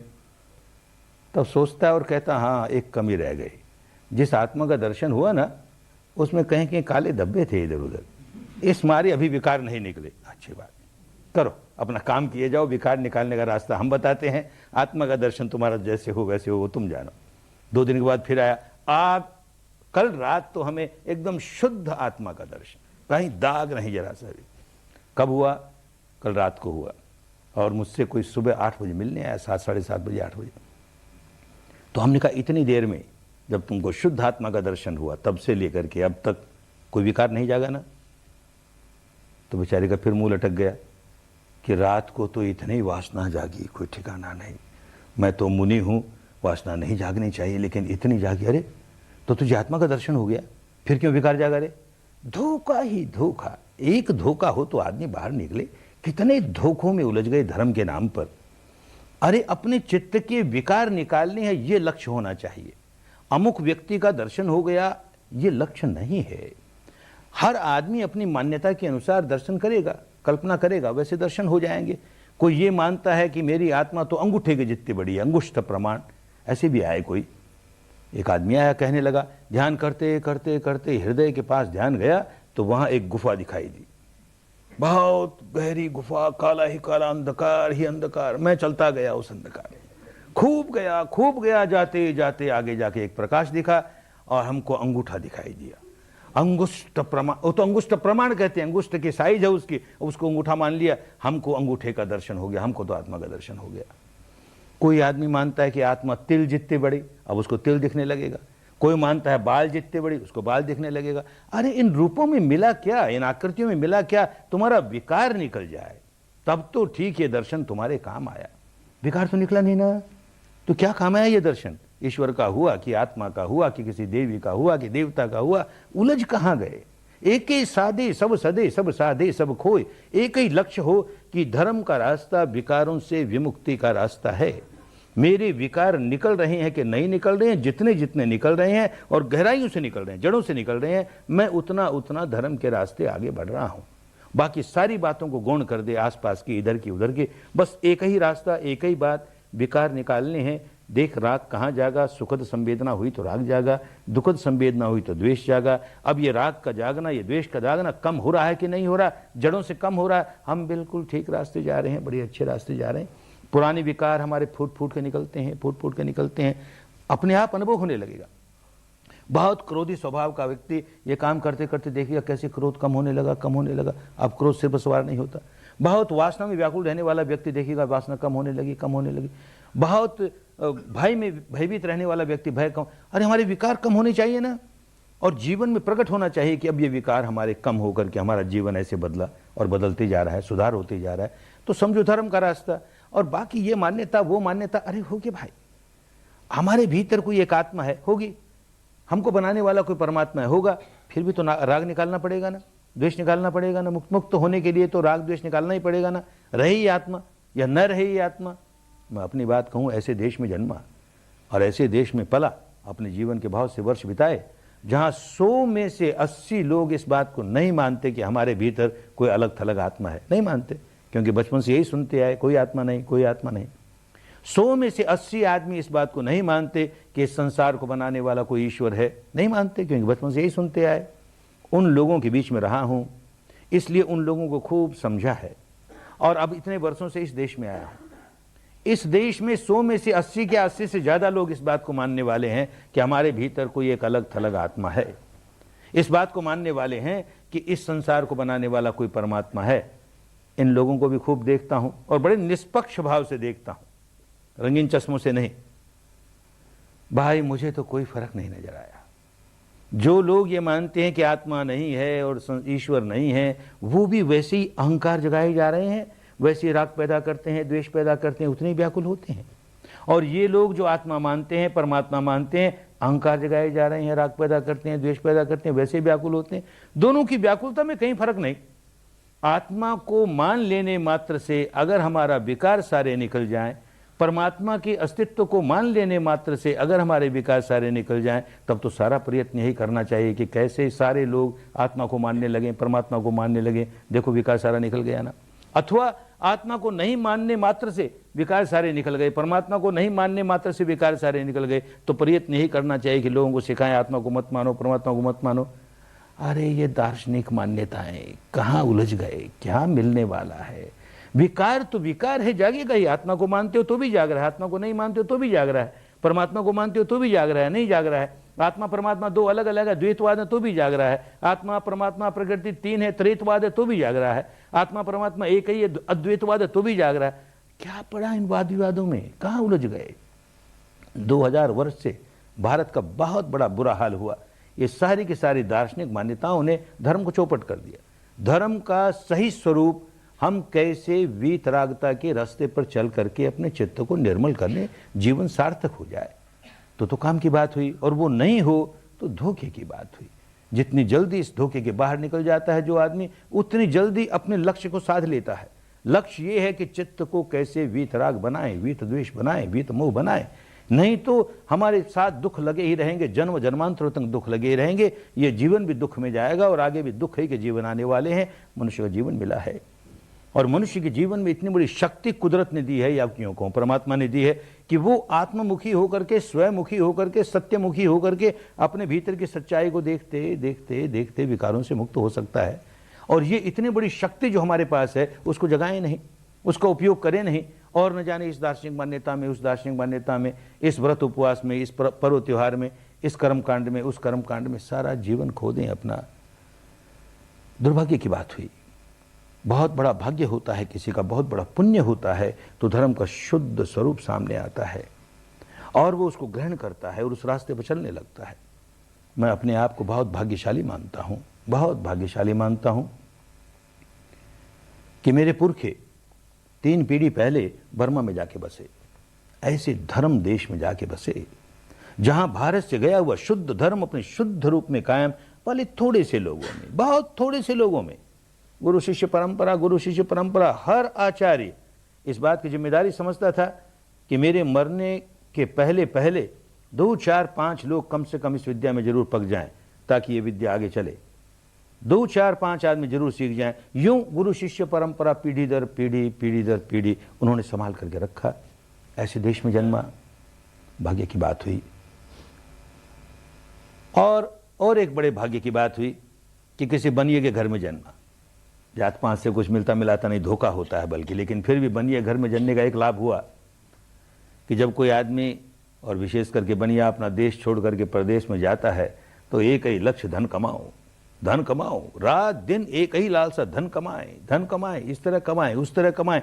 ऐसे घर में जन्मा, ऐसे परिवार में जन्मा तो धन कमाना ही प्रमुख हो गया। पढ़ाई लिखाई जरूरी नहीं, धन कमाना जरूरी है।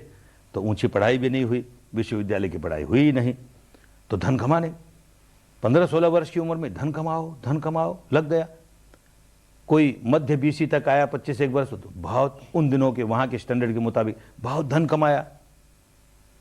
तो अच्छा ये हुआ उससे, अगर उस अवस्था में से नहीं गुजरता तो मन में ये बात रह जाती कि जो लोग धनी हैं, मैंने तो धन कमाया नहीं, धन का सुख भोगा नहीं, तो जो धनी हैं वो जरूर सुखी हैं।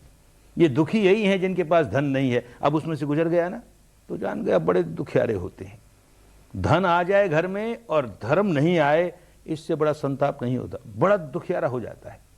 धर्म आए तो फिर धन हो तो न हो तो दोनों अवस्था में सुखी रहेगा। तो ऐसी अवस्था में से गुजरा, ये हमारे लिए सौभाग्य की बात हुई। और जब आदमी के पास बहुत धन आता है और बड़ा दान देता है, यहाँ दिया वहाँ दिया, बड़ी प्रसिद्धि होती है।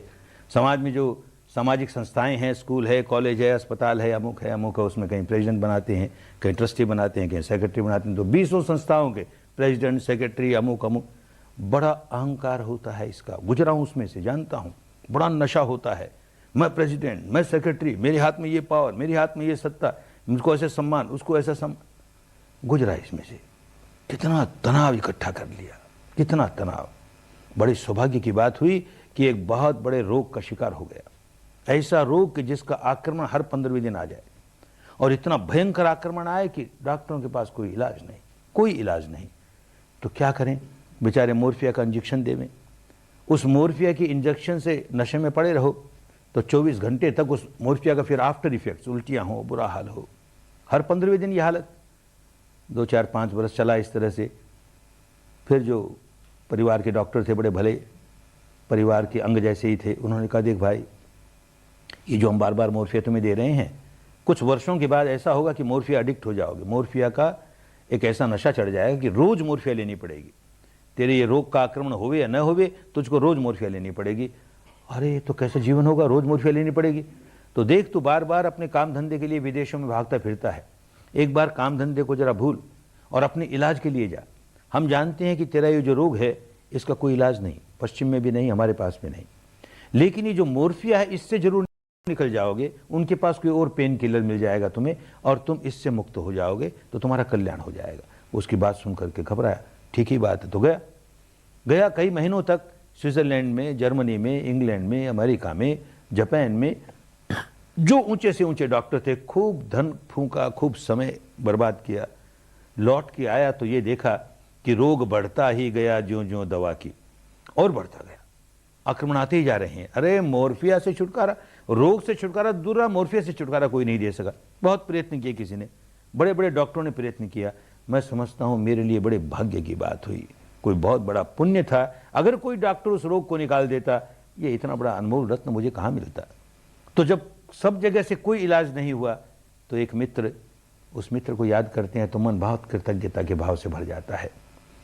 उसने कहा कि इस व्यक्ति के पास जाओ, 10 दिन इसके पास साधना करके देखो, कौन जाने तुम्हारा रोग चला जाए। आखिर रोग क्या है? साइकोसोमेटिक है, मन से संबंध रखता है, और ये साधना मन के विकारों को दूर कर देगी, तो हो सकता है तुम्हारा रोग चला जाए। अब मरता क्या नहीं करता, कहीं नहीं ठीक हुआ, चलो इनके पास चलो। गया हमारे गुरुदेव के पास, याजी उबाखिन के पास।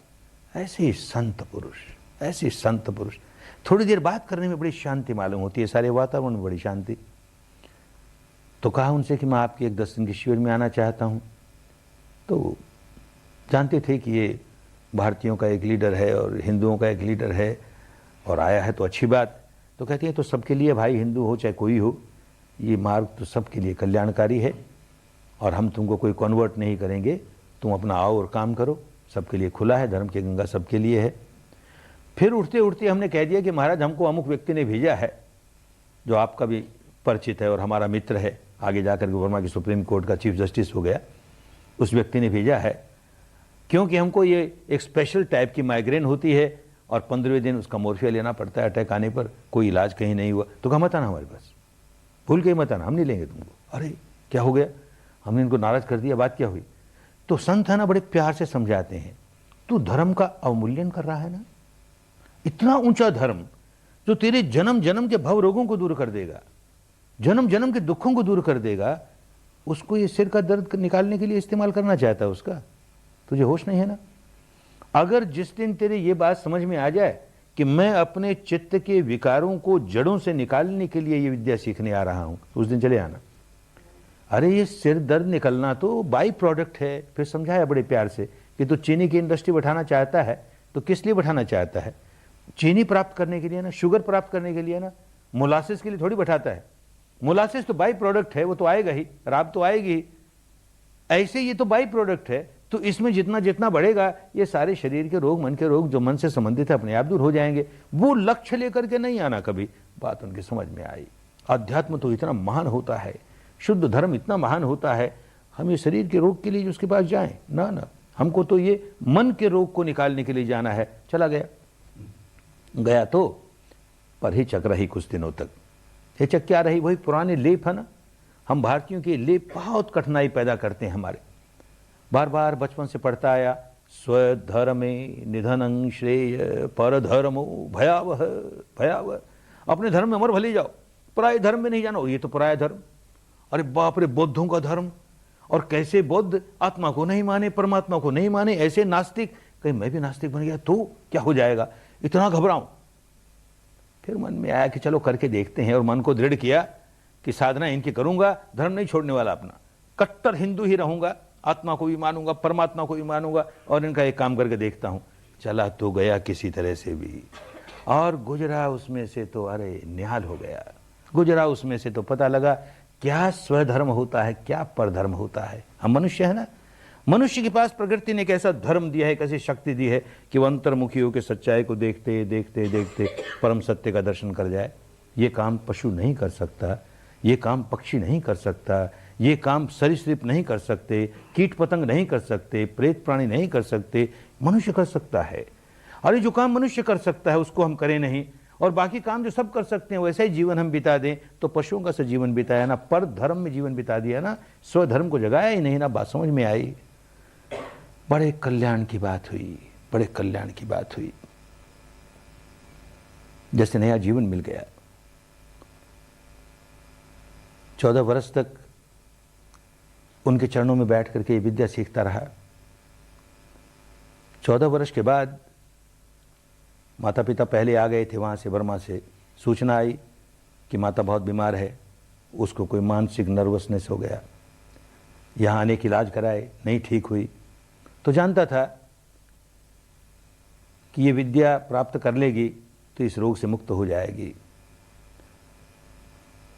तो बर्मा सरकार से पासपोर्ट का आवेदन किया। उन दिनों वो अपने नागरिकों को पासपोर्ट बाहर जाने के लिए नहीं देते थे।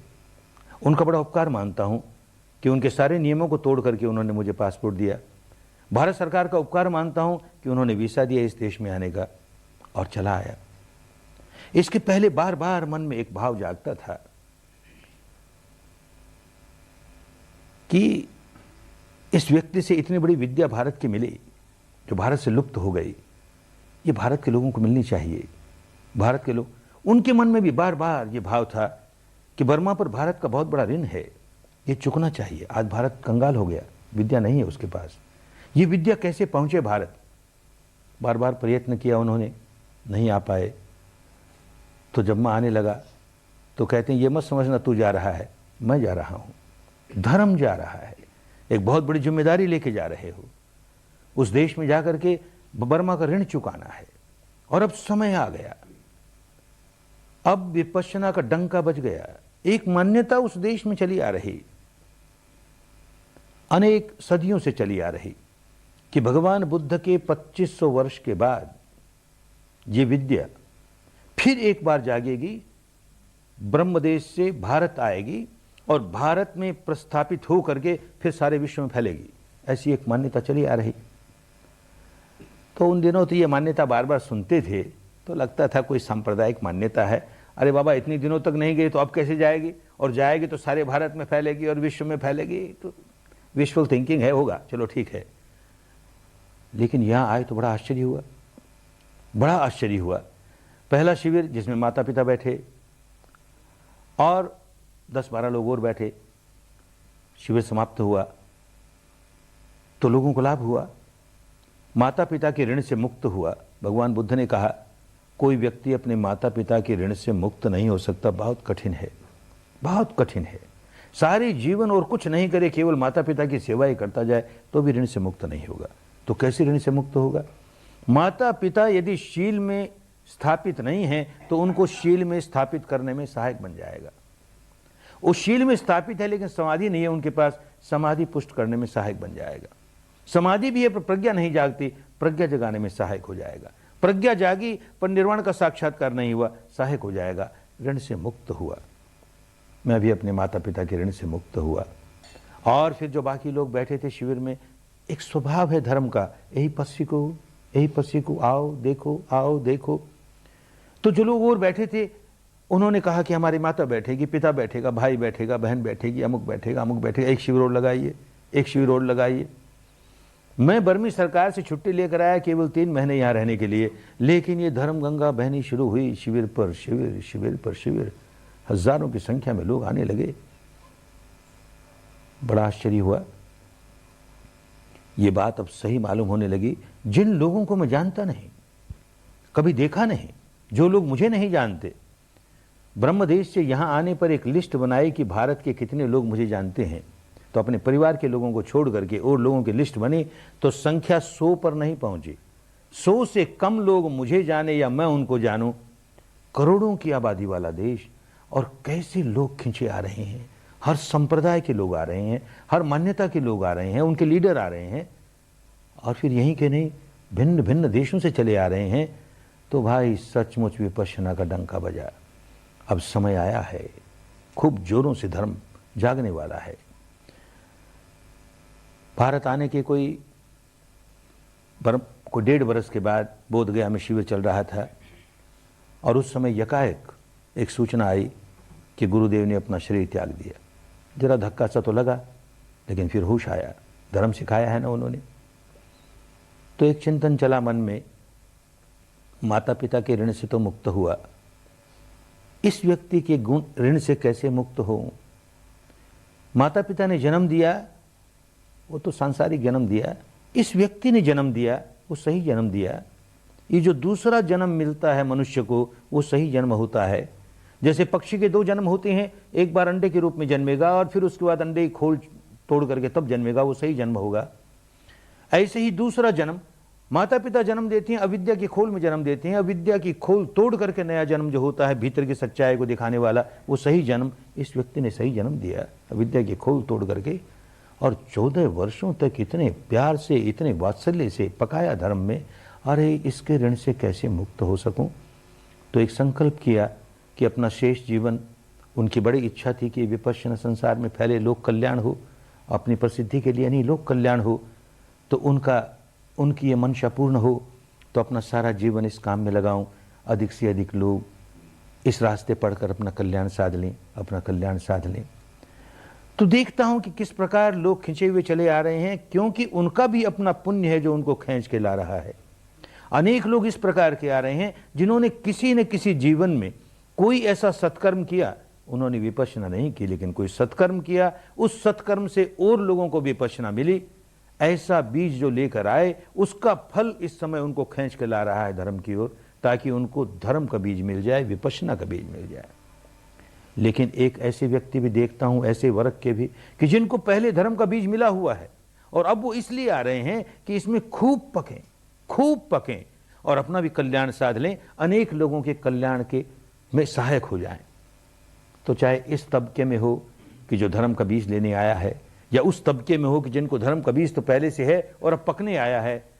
भाई ये जो विद्या मिली है, बहुत अनमोल रत्न मिला है, बहुत अनमोल रत्न मिला है, बड़े भाग्य से मिलता है। इसमें खूब पकें, मनुष्य जीवन को सार्थक कर लें, अपना मंगल कर लें, अपना कल्याण साध लें, अपनी स्वस्थ मुक्ति साध लें, और न जाने कितनों के मंगल में, कल्याण में, स्वस्थ मुक्ति में सहायक हो जाएं। धर्म बड़ा कल्याणकारी, बड़ा मंगलकारी। खूब जागे, खूब फैले, खूब मंगल हो, खूब कल्याण हो, सबका मंगल हो, सबका कल्याण हो। भवत सर्व मंगलं, भवत सर्व मंगलं, भवतु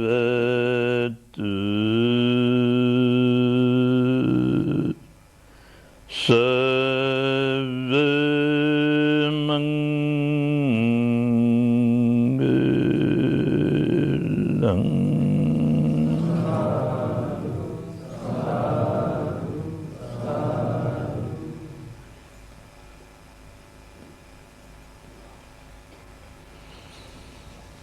भला हो, भला हो, भला हो।